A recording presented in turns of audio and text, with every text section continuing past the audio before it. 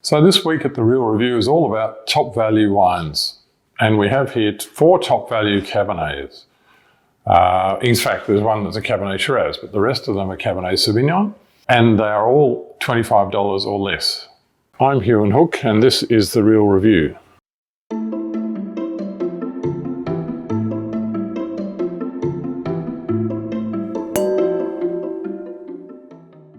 So we have Snake and Herring, Dirty Boots Cabernet Sauvignon, 2019 from Margaret River. We have Angove, McLaren Vale Cabernet Sauvignon, 2018. We have Knappstein Clare Valley Cabernet Sauvignon, 2019. And we have Coonawarra Musician by Majella, The Musician by Majella, 2018 Cabernet Shiraz. All top value wines. So the wine we're about to taste is Snake and Herring Dirty Boots Cabernet Sauvignon, 2019 from Margaret River. Snake and Herring? What does that mean? In fact, those are the nicknames of the 2 guys that run this company. Their real names are Tony Davis and Redmond Sweeney, and Tony is the winemaker. Dirty boots, they call this, and they say on the back label, you can't make Cabernet without getting dirty boots. Well, I would say that you can get a lot of grape juice and mess on your boots, but that's not really dirty, that's just good stuff. What does it taste like, this wine?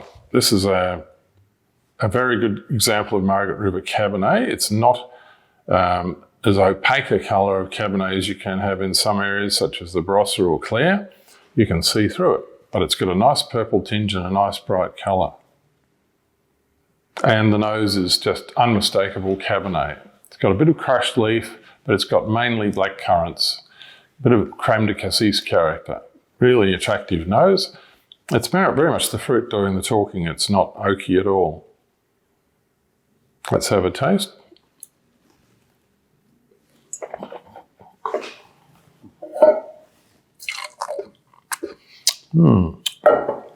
And much as I expected when I looked at the colour, it's not a heavy wine. It's a medium to full-bodied wine, quite elegant, really.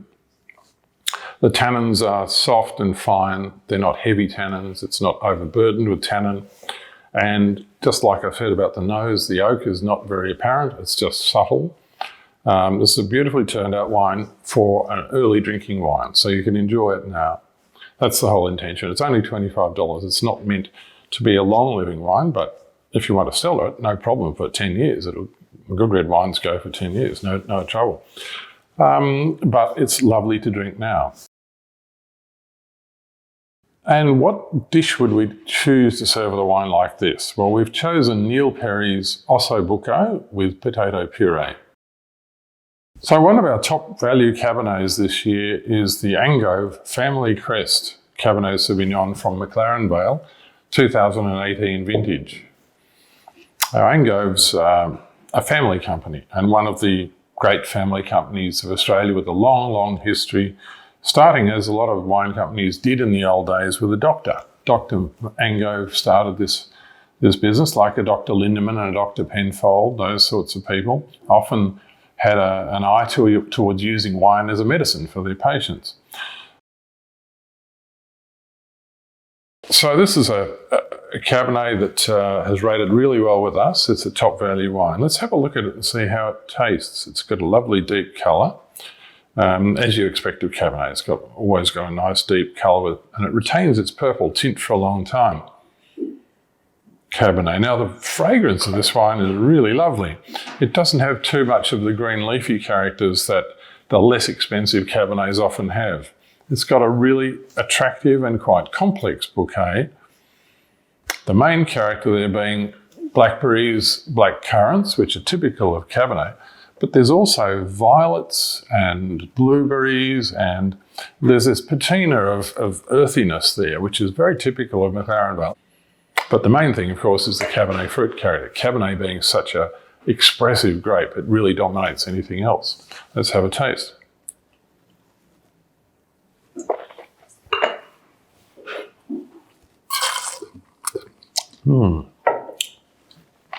The intensity of that wine, as well as the elegance of it, is really quite impressive for a wine of its price. I really think that's a terrific value wine. There is a lot of cheaper Cabernets can be monodimensional. Cheaper wines generally can be monodimensional. This wine is not. This wine has detail. It has facets to it which make it pretty interesting to drink. You don't get bored with it. It's got a lot of tannin, which is very typical of Cabernet. But again, I think it's balanced, and as long as you have that with hearty food, really good wintry roast or stew if you're in winter, or something like a good hard cheese like Reggiano or cheddar if you're in summer, that'll soak up those tannins beautifully. Very, very good wine. So what food would we serve with this wine? It needs something quite hearty. So we've suggested a roast of venison loin with a pickled fennel salad and black olive salsa. Knappstein Clear Valley Cabernet Sauvignon 2019, and $22. My gosh, I can hardly believe it. Look at the colour, beautifully dark colour, purple, young colour, very youthful colour. And the nose is just absolutely classic Cabernet. It is textbook Cabernet. Blackberries and black currants, but very, very little, if any, of the leafier characters that you get in cooler climate Cabernet. None of that stuff. There's a tiny bit of peppermint there, which I think is nice, just in a small measure like this wine has. It's not out and out crushed gum leaves, it's just a tiny little hint of peppermint to go with the blackberries and black currants and the dried herb characters, which are all typical of Cabernet. Really, really lovely nose. It really makes me want to drink it.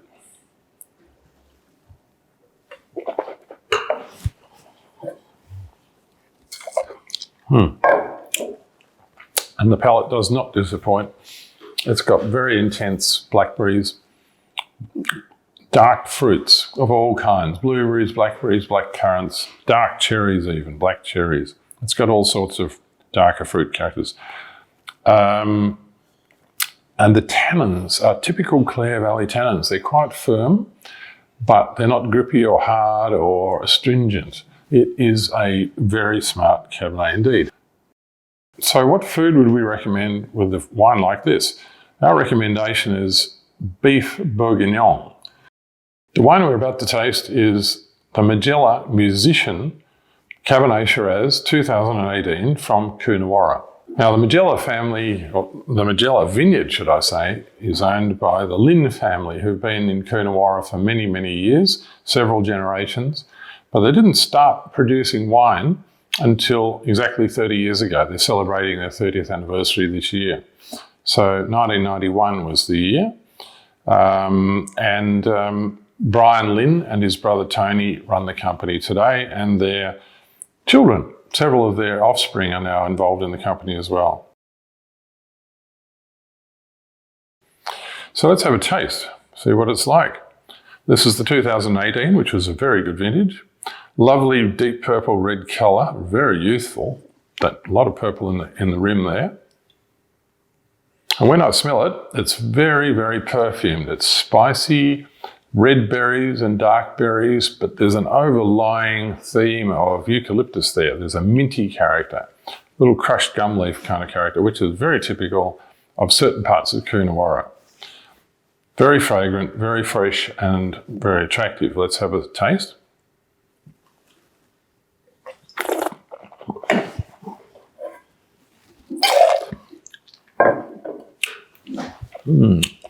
So the first thing that hits me about that is it's not a big Coonawarra wine. This is an elegant, medium-bodied Coonawarra red. It's designed to be drunk young. It will keep quite well for several years, but it's meant to be drunk young. It's already 3 years old, so they've done us a bit of a favour by putting it on the market not too early. There's obviously lots of 2020s out there already, but this has got 2 extra years on it, which is a bonus in my view. So the palate is light in tannin. It's not heavy, it's not oaky, it's not too extracted, it's not particularly concentrated. It's just got good intensity and good balance, and that would be a really good drink with the right sort of food if you had it. Now, what sort of food would you have with that? We have decided on Karen Martini's roast leg of lamb with roasted vegetables. Enjoy.